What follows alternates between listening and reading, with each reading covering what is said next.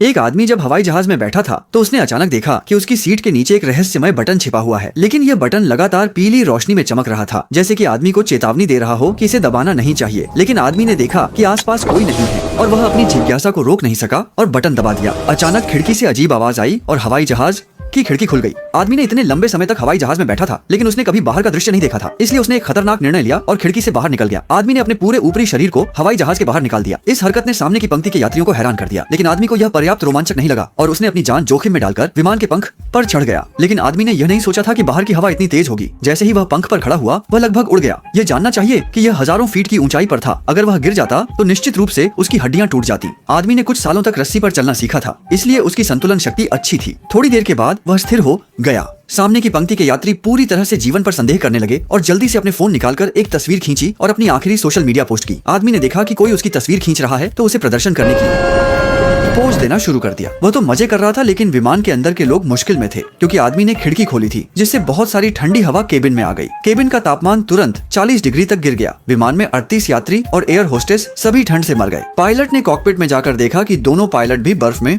बदल गए हैं। अब सब खत्म हो गया। जल्दी ही विमान नियंत्रण खो बैठा और सीधे जमीन की ओर गिरने लगा। अंत में यह 40 मीटर प्रति सेकंड सुरक्षित रूप से उतरा। अब सवाल यह है कि जब विमान के बाहर इतनी ठंड थी तो यह अजीब आदमी कैसे टी शर्ट पहनकर बाहर इतना समय बिता सका? क्या उसके कपड़े इलेक्ट्रिक हीटिंग ब्लैंकेट से बने थे?